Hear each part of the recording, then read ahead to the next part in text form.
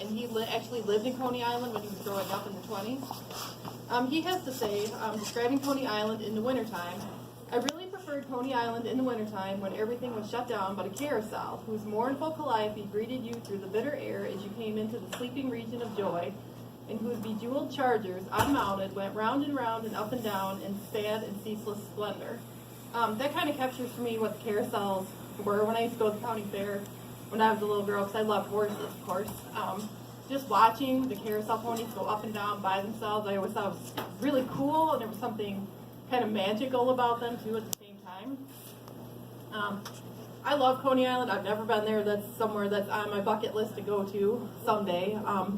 It started out with just Sea Lion Park in 1895 when some hotel developers decided to move their hotels out to the island. Steeplechase Park, which ran until 1964 and was the longest lasting of the original parks, opened in 1897, and they suffered through 3 or 4 major fires that burned almost all of their amusement rides to the ground. Luna Park ran from 1903 to 1944, and Luna Park had so many lights, they had over 300,000 lights on their hotels and their rides, that they were called the Electric Eden Park. And when they burned down, they reopened, and they were around until 1944. And then Dreamland Park opened in 1904, and in 1911 had such a bad fire that they decided not to reopen. And the reason there were so many fires and they lost so many of their amusement parks were because the roads going into the island were so narrow that they couldn't get the horse-drawn fire equipment in there fast enough. And back then, of course, everything was made of wood, and it just burned horrible. There was one carousel there, it was called the El Dorado, that was almost lost in the Dreamland fire, and it ended up in Japan later on at one of their big world events they had over there. And it was a 3-tier German carousel that they shipped from Germany at a cost of about $300,000 back in those days.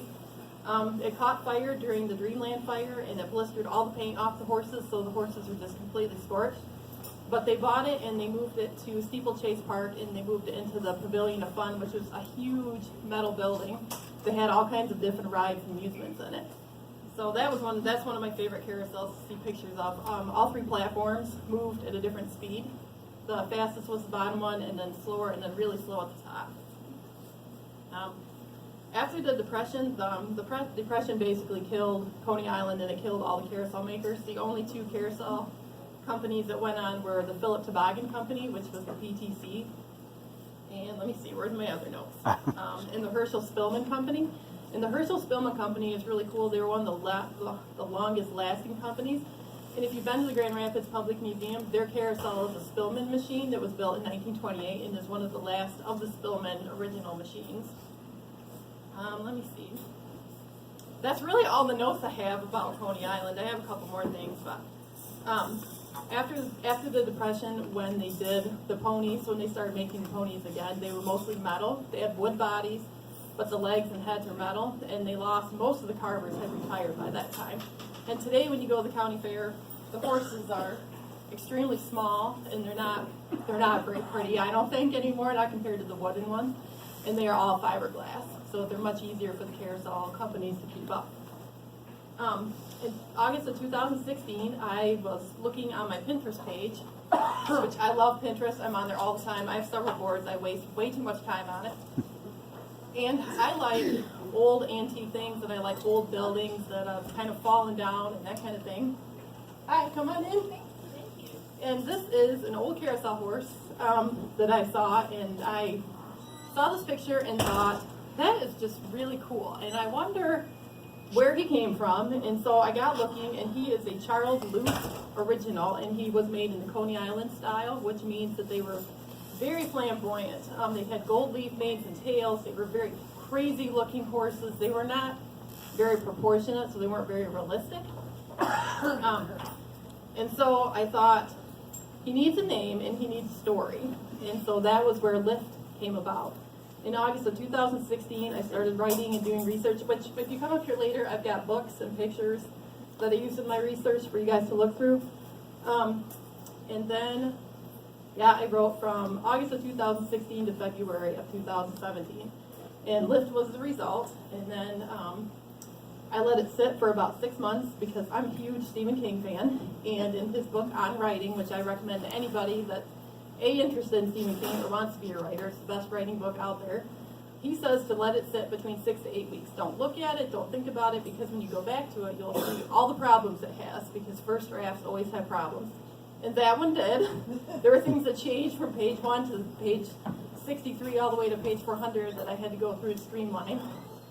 My publisher is a very small publisher on Cape Cod called Wicked Whale Publishing, and the owner is also a writer. Her name is K.R. Conway, and I had found her on Goodreads when I saw her book and bought one of her books and just fell in love with her writing. And when I found out that she did publishing, I thought, oh my gosh, this is wonderful. And she's a huge Jaws fan, and I also love the movie Jaws.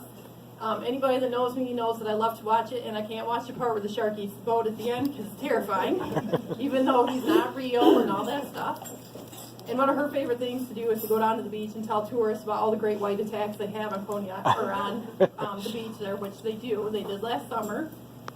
So we started talking, and she said, when you think your book is ready, why don't you contact me? And so I did, and I signed with Wicked Whale last fall.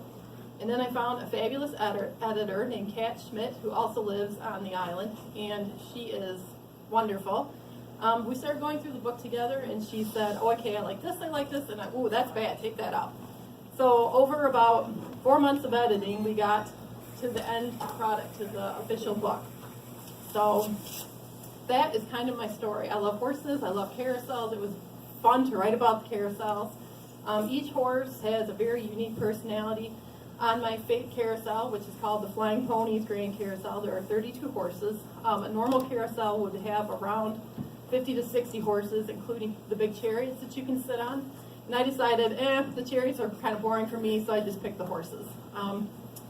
So yeah, that's kind of the story behind writing. And I'm sorry, I know I'm talking fast. I'm very nervous. I don't like being in front of people, so I know most of you, but it's still scary.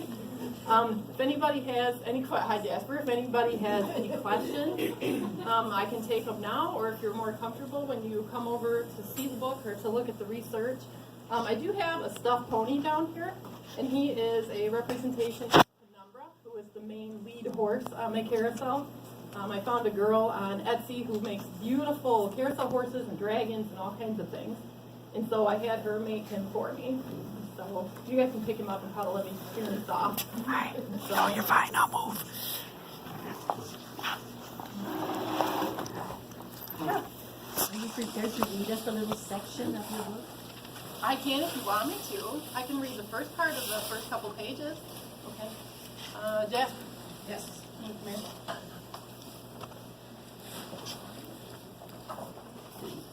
Can you grab that one off the table? Mm-hmm. Should probably.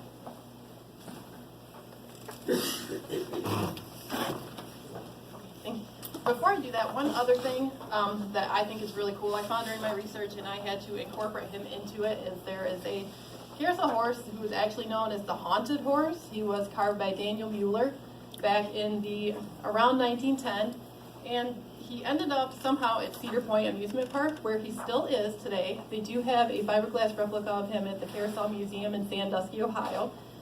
When the carousel he was on left Cedar Point, they liked this horse so much they kept him. He's in the Frontier Park Museum there. But he's haunted because they said that the wife of the carver fell in love with him and was very upset when her husband sold him. And when the horse went to Cedar Point, her ghost, after she died, would come and ride the horse at night. And I thought, that's a fun story, but I wonder how real that is. If you go on to Cedar Point's amusement park forums, where different people who have worked there have left stories and stuff, they do say that this particular horse, he's a cavalry horse, so he has all military trappings. They said that no matter which way at night that you approach the carousel, he is the first horse that you would see. They said sometimes it would get foggy because Cedar Point is out on a point, out on kind of an island, and they said that when the mist would come rolling in, they could hear music, and it said sometimes they thought the carousel was moving. And so a lot of people, they say, even now that he's in the museum, will not walk by him because they gives out a vibe. And so when I heard that story, I thought, oh yes, and in my story, he is very crazy. He refers to himself in the third person. And he's been a very fun character to write about. And I will read a little bit from this too. And I'm getting old, so I have to take my glasses off to do that. Okay, I'll read just the first couple pages. 16-year-old Charlotte Flynn stood on the steps of the massive old house with her 5 siblings as the late September wind howled through the woods behind them. The second oldest of the 6, it was often her job to help their uncle keep the family together, and today was no exception. Uncle Barron had told him to go inside and get comfortable. He then hightailed it back to Smoke City, claiming he had to oversee the moving trucks. Having lived her entire life in Smoke City, Charlotte wasn't sure about all these changes. She wondered what her classmates were doing back in the city. Uncle Barron had elected to pull them all out of school and move them here, into the thick of the Michigan woods, without any real explanation. She wasn't sure he could get the tutors he promised them. After all, who would want to work at such a dismal-looking place? Ready to go inside, Jared, the oldest at 18, looked down at her. His dark blue eyes, the hallmark of the Flynn men, were serious. He took everything seriously. She glanced back at their younger siblings. They wore expectant but cautious expressions. Hiding her own unease at their situation, she nodded. Jared grinned and gave the door a push. It had a curved handle which was bronzed and dirty. The hinges groaned as the door swung open. Jared, ever protective, took the first steps into the unknown. Charlotte held her breath. Even though their uncle had promised the place wouldn't come crashing down on top of them, she wasn't sure she trusted the structure. The house was old and creaked with each passing brisk breeze. Even when Jared grinned and beckoned her and their brothers and sister inside, she wanted to hesitate. The outside looked nothing how she had imagined her uncle's mansion should. Would the inside be any different? The door opened into a grand foyer with a marble floor. She was sure it used to glisten, but it was now dull as rocks. Jared had flipped the light switch next to the door. The foyer was lit, but it was gloomy. Looking up, she saw dirt caking the entirety of the bulbs in the chandelier that sat suspended overhead. Whoa! Danny, the youngest Flynn at age 12, walked up beside Charlotte and stared at the light fixture dangling above them. Pretty cool chandelier. Cool everything, Rory, age 15, said. He made his way further into the huge room. I didn't know Uncle Barron owned a place in the country. His eyes twinkled as he looked back at his siblings. None of us did, Marta, one of the twins, said. She shuddered as something darted across the floor near her feet. It wasn't well maintained, was it? The smallest of the family, Flynn, she was often shy about new things. Looks like a great place to explore, though, Rory said, and started toward the staircase to the left. Wait, Jared grabbed his arm. No one explores by themselves. We don't know what to expect. You want to explore, stay together. He was using his best oldest brother voice, which made Rory scowl. The wind blew into the room, ruffling Charlotte's hair, and Gavin, the other twin, slammed the door shut. The whole house seemed to creak with the action, and a tiny little shiver raced across Charlotte's shoulders, down her arms, and tingled in her wrists. The mansion reminded her of a setting of her beloved Doctor Who. Doctor Who? I wonder when I'll get to watch the new episodes. I bet this place doesn't even have Wi-Fi or satellite. She guessed her 2 younger brothers hadn't thought about that yet, though. They were too excited about their new house. So, and from there on, they start to explore the house, and then they find some really weird, creepy things in the house. And of course, there is the carousel that's waiting for her in the woods. So, any other questions? Like I said, if there's something you want to ask me, you can ask me when you come up to, and I have the things to look at. So, and I love talking about Coney Island and the carousels and all that. So, if you have any more questions about the horses or anything like that, feel free to ask me.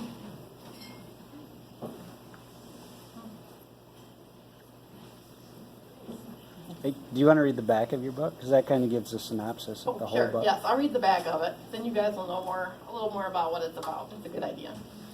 For 16-year-old Charlotte Flynn, moving into the heart of the Michigan woods with her family is the biggest adventure she's ever had. A self-proclaimed geek girl with a penchant for Sherlock Holmes, she wonders if she'll ever have an exciting quest of her own. But when she discovers an antique carousel tucked into the woods near her home, her life soon spins out of control. For the ponies are so much more than their faded paint portrays. Filled with primal magic, the ponies are alive, and they have been waiting for her for a very long time. With the help of a young carousel caretaker named Black, Charlotte soon discovers that the flying ponies are in danger from others who want to possess them and their magic. Drawn into a battle for the carousel and ultimately the entire world, while navigating her first true romance, Charlotte may have much more adventure than she ever bargained for.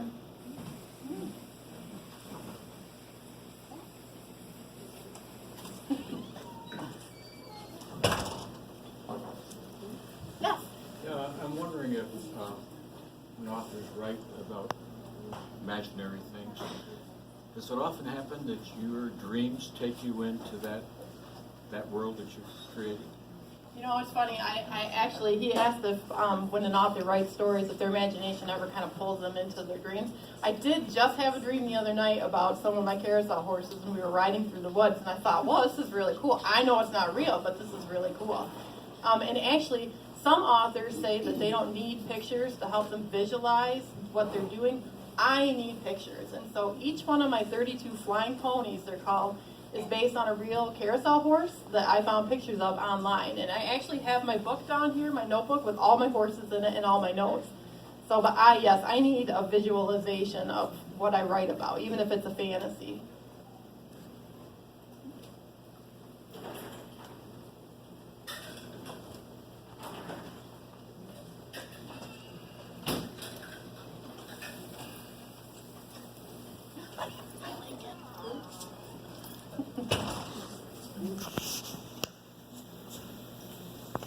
Any other questions?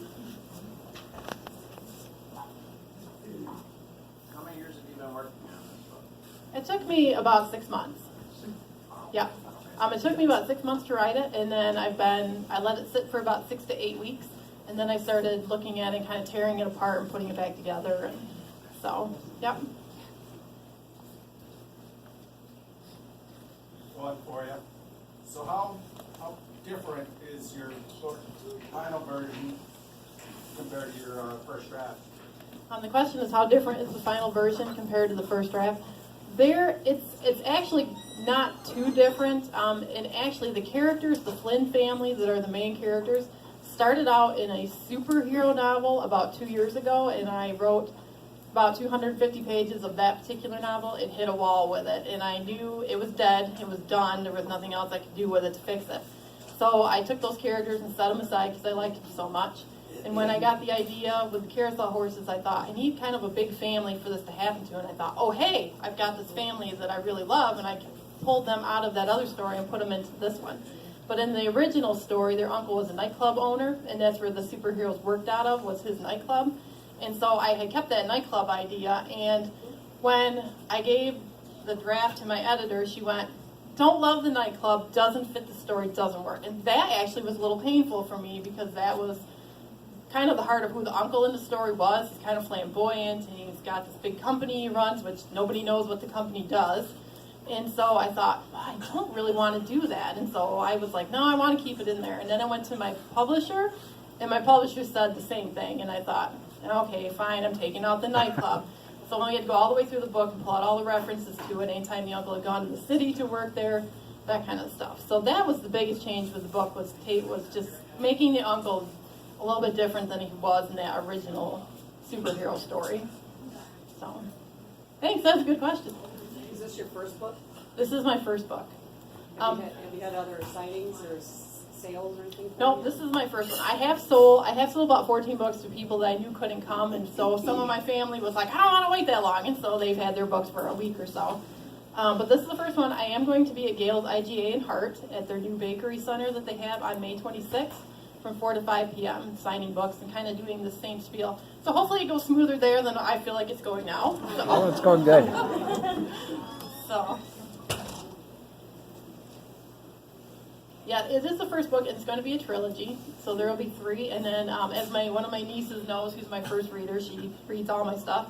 I have probably 3 more series after that, including another more of an epic fantasy set in this world. So she's very eagerly awaiting for that one. I think was a little bummed that's not the one I went with the first time, but I knew when I sat down and started fussing with the carousel horses, because I love horses so much. We have 2 ponies. I have a Missouri Foxtrotter pony, and my daughter has a Halflinger mare. We ride all the time. We ride with my sister, who just bought a Halflinger mare, and I grew up with a wonderful 4-H club that was massive, Equine Menagerie. If any of you remember Kathy Grove from the area, she ran it. I knew with the carousel horses, because I had loved them as a kid, still do, I still ride them whenever I see them, but that was the story. And I'm a Christian, and when I started working on it, I just felt that was the story God gave me. And he has blessed us tremendously with having known my publisher ahead of time, had personal conversations with her. She set me up with my editor. My editor and I are she's wonderful. I love her. I can talk to her about anything in the book. She doesn't make fun of me for really stupid, weird questions. And it's funny because my lead horse's name is Penumbra, which means a shadowy presence. And it's a very weird word. Some of my horses have words for names you probably never heard of. In fact, if you want to see, I have a list of all their names and what they mean. And we were watching TV Thursday night. We watched The Big Bang Theory and the show Young Sheldon. And Young Sheldon runs into another show, and on the show after that, the characters are playing Scrabble, and one of the words was penumbra. And I thought, I had never heard that word till I used it, and I thought, to me, that was just kind of a sign that this is where you're supposed to be and what you're doing. So, yeah, so it's been a very, very fun experience. Do you include the list of horse names in your book at all? It is not, but actually I'm thinking about putting it in the second book. So, because like I said, some of them have, and actually I have a dictionary app that pronounces the names for you. And my daughter and I are laughing because we've been pronouncing some of the names wrong for all this time. So, but I do have it on a note card, I think over there on the desk that you can look at if you want to see all their names. So. Do you have books here now that you're going to sell today? I do, yep. I have 2 boxes of them, and then Andrew at the bookstore here will be carrying them. I have them on Amazon right now, and they are also available on Ingram, which is for libraries and bookstores to buy from. So my library that I work at the Shelby Area District Library. I'm a cataloger, so I work in the back room and make a lot of fuss and noise back there with my coworkers. We get the doors shut on us a lot from my boss, which I can't even tease her about because she's not here. So if you get them today, then you'll be able to sign them, right? Yes. Yep. If you get them on Amazon, we have to Yep. look you up. Yeah, then you'd have to come find me, Scotty.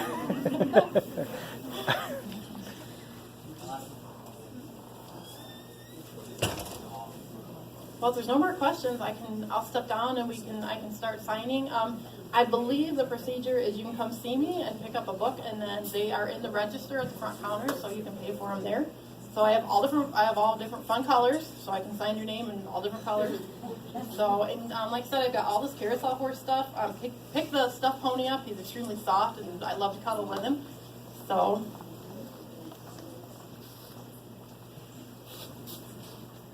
Okay. Okay. All right. Now if I can get down in these heels. These are the first time I've worn these shoes.